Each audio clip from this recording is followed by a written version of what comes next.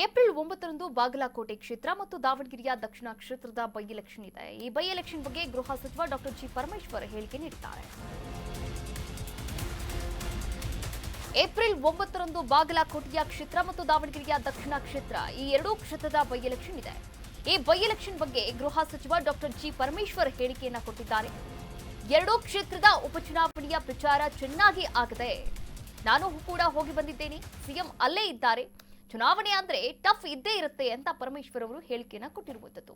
ಹಾಗೆ ಮಾಹಿತಿ ಕೂಡ ಸಿಕ್ಕಿದೆ ಈ ಎರಡು ಚುನಾವಣೆಯ ಬಗ್ಗೆ. ಮಾಹಿತಿ ಪ್ರಕಾರ ಎರಡೂ ಕಡೆಯೂ ನಾವೇ ಗೆಲ್ತೇವೆ ಎನ್ನುವಂತಹ ವಿಶ್ವಾಸವನ್ನ ವ್ಯಕ್ತಪಡಿಸಿದ್ದಾರೆ ಗೃಹ ಸಚಿವರು.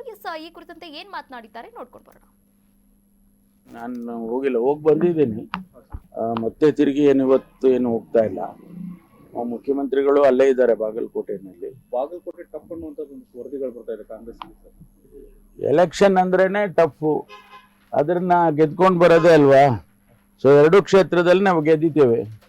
ನಮಗೆ ಈಗ ಬಂದಿರುವಂತ ಮಾಹಿತಿ ಪ್ರಕಾರ ಎರಡೂ ಕ್ಷೇತ್ರದಲ್ಲಿ ನಾವು ಗೆದ್ದಿದ್ದೇವೆ. ಅದರಲ್ಲಿ ಏನು ಅನುಮಾನ ಇಲ್ಲ. ನಾನು ಹೋಗಿ ಬಂದಿದ್ದೀನಿ.